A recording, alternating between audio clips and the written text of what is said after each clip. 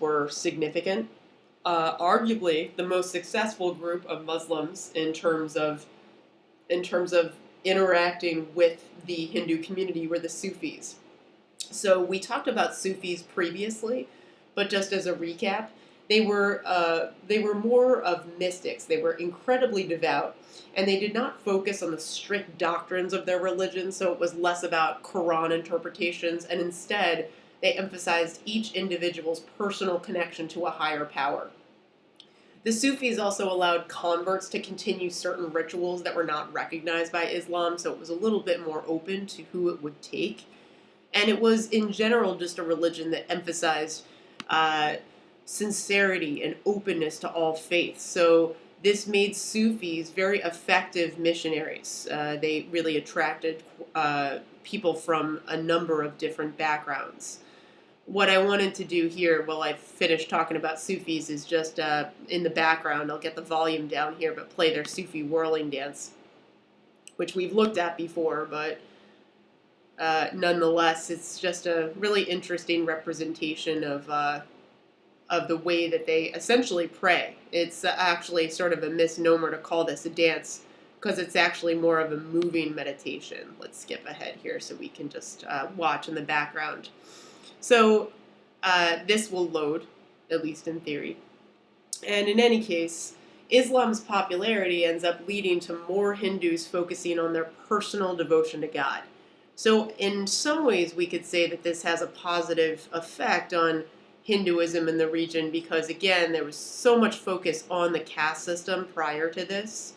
So you do see in Hinduism the development of more devotional groups. There's more of a focus on a person's spiritual connection or their devotion to an individual god. So someone like Vishnu, for example, a goddess with many arms. And cults become popular because they preach personal salvation. So if anything, the Sufi presence on the Hindu community ultimately leads to increased devotion in Hindu communities. All right.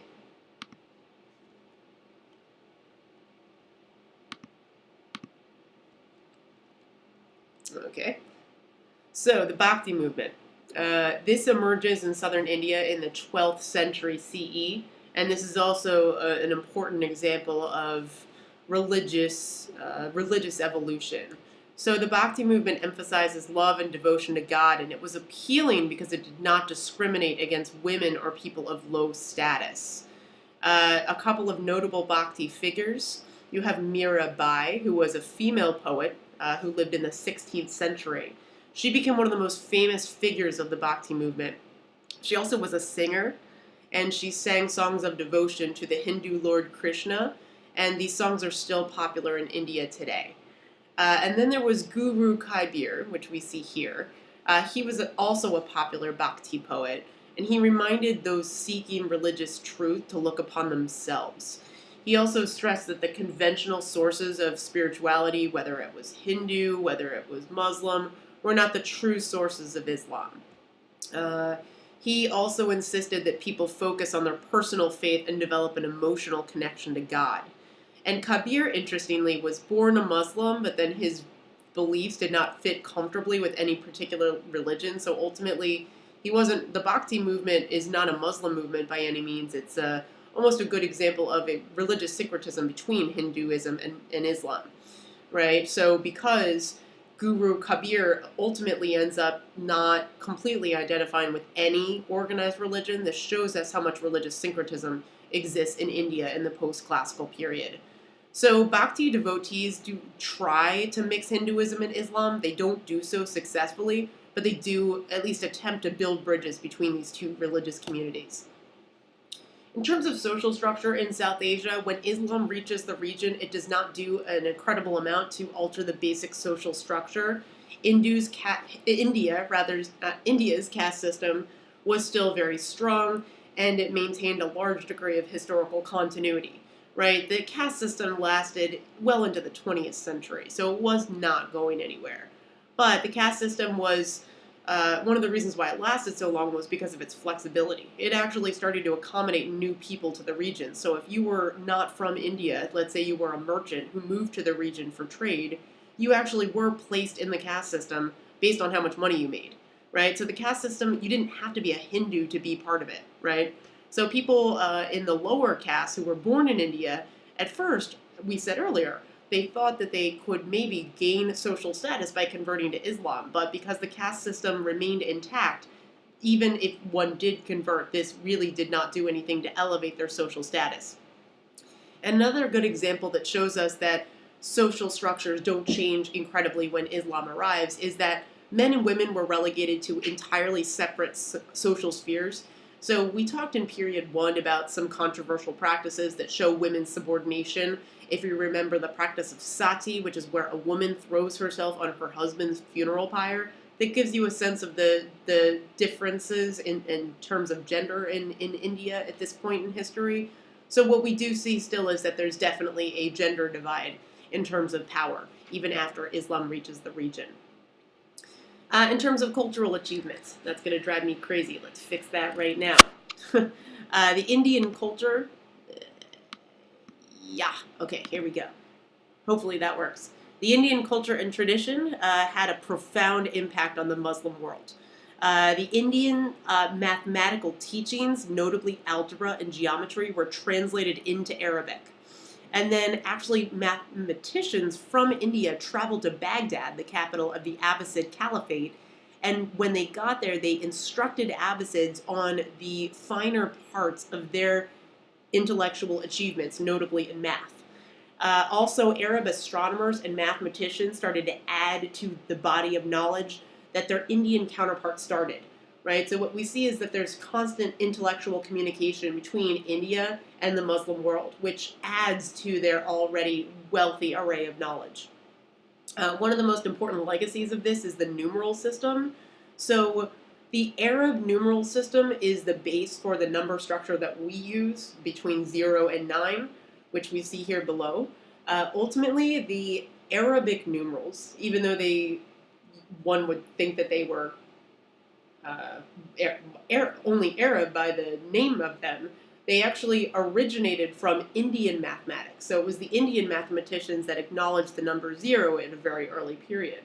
So in any case, we see that this has a direct influence on our numeral system as well, because ours is based off of that.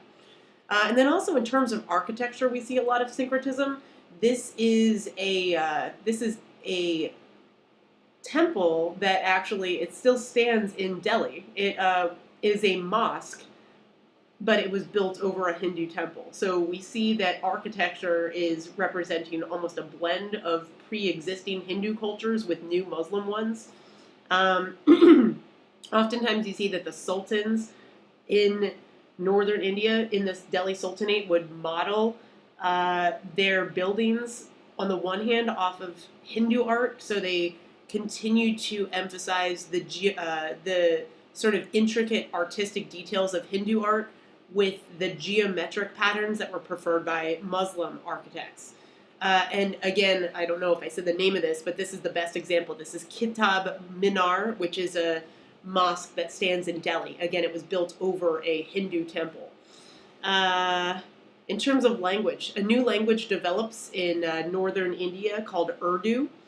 It was a language that developed among Muslims of South Asia.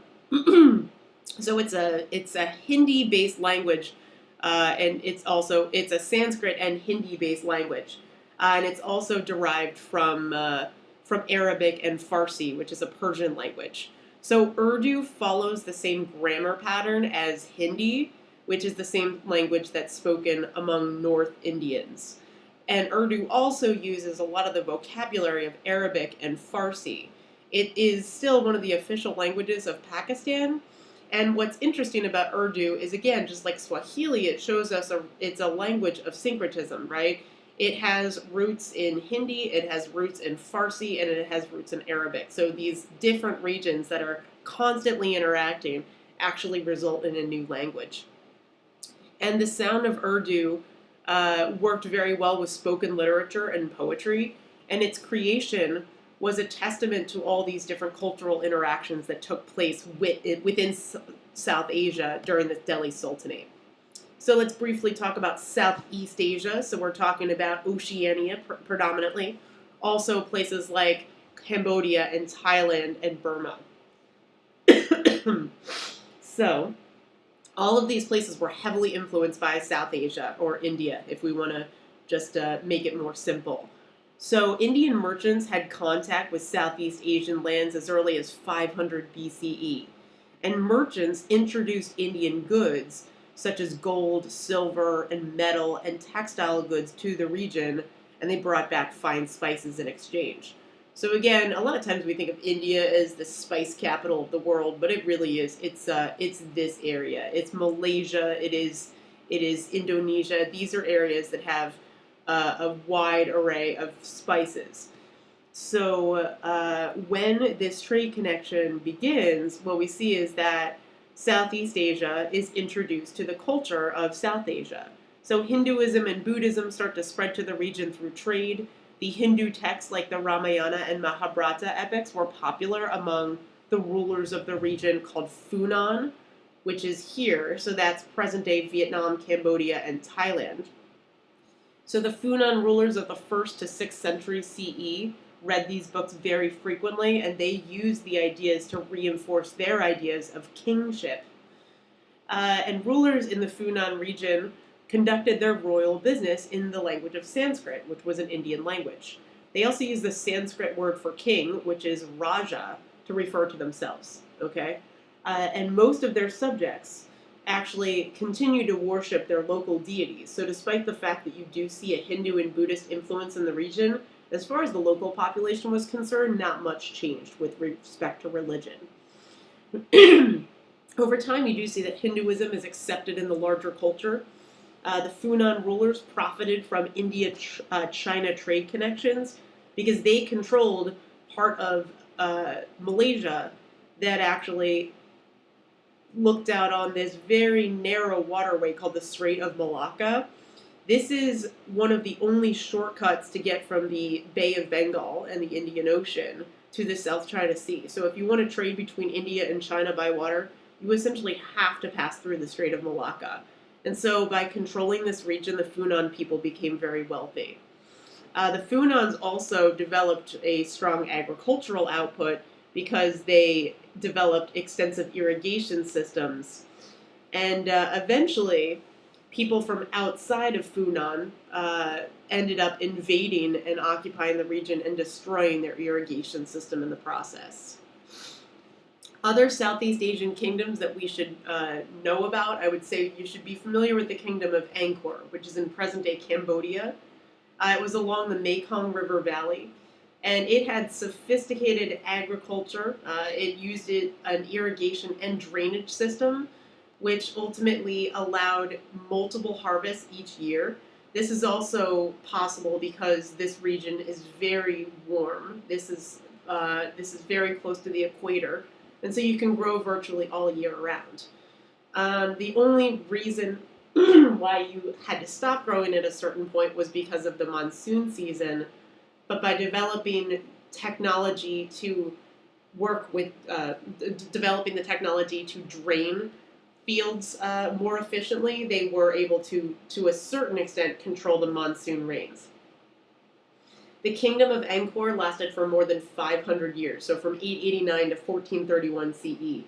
And again, they controlled mostly land that is now in Cambodia. Their capital was at Angkor Thom. We can see that here. This is a good example of Indian cultural influences in Southeast Asia. So the capital of Angkor Thom was founded with the help of Indian advisors. They built this temple to house the king and also to display the grandeur of his rule. And what we see here is that in both these structures, this is Angkor Wat, another temple, and Angkor Thom. What we see is that there are examples of Hindu artwork in these temples. There are sculptures of Hindu gods, and they are also all around the royal city. The rulers of this region are also often Buddhists, and they add Buddhist sculptures and artwork to these complex designs without destroying the Hindu artwork in the process. So this is syncretism at its finest. This whole complex, this Angkor Thom complex, covered about 2 square miles, and it was surrounded by a huge moat. Then Angkor Wat, which is here, probably the more famous of the two monuments, was constructed about a half a mile away from Angkor Thom. So this is a Buddhist temple complex. The Thais invaded in 1451, and the existing people were forced out. But the ruins of both Angkor Thom and Angkor Wat remain, and they show the strength of these old kingdoms, as well as the very strong influence of Indian culture over the area. All right, last but not least, when Islam arrives in Southeast Asia, this exposure is similar to the expansion of Islam elsewhere, right? So we see that the first Asian Muslims were local merchants. They convert to Islam pretty early on, as early as the 700 CE, which was just about 100 years after Muhammad. Many of them converted to Islam because they wanted to have a better trade relationship with the Muslim merchants who arrived in their towns. And Islam at first was most popular in the urban areas, and over time it spreads. It spreads to places like Sumatra, Java, and the Malay Peninsula, so throughout Southeast Asia. And we see also that Sufis do a lot of missionary work in Southeast Asia. Many people in Indonesia felt comfortable converting to Islam because due to what the Sufis taught, they could still honor their local deities. And a very good example of the influence of Islam in Southeast Asia is the city of Malacca. That's what all these images are showing down here. It's also occasionally spelled like this, Malacca, and this is a city that is in present-day Malaysia. It became wealthy by building a navy, and also it taxed ships that passed through the Malacca Strait. I already showed that, but just as a recap. So Malacca is here. This is the Strait of Malacca, right? So they make quite a bit of money on all the ships that go through. The Sultan of Malacca became so powerful that in the 1400s, he expanded his state into Sumatra as well as the southern Malay Peninsula. And Malacca was similar to a lot of the city-states that we've already studied, ones in East Africa, in Italy, the Americas. Malacca's prosperity was based on the trade rather than agriculture or mining or manufacturing. So city-states tend to be prosperous because of trade, not because they are making something per se. And the sultanate that existed in Malacca lasts for a considerable period of time, but the Portuguese invade it in 1511, and then it ultimately falls. So that'll do it for South Asia today. So thanks so much for listening, and we'll get back to you very shortly with a video on Europe after the fall of Rome. So stay tuned for that one, and thanks as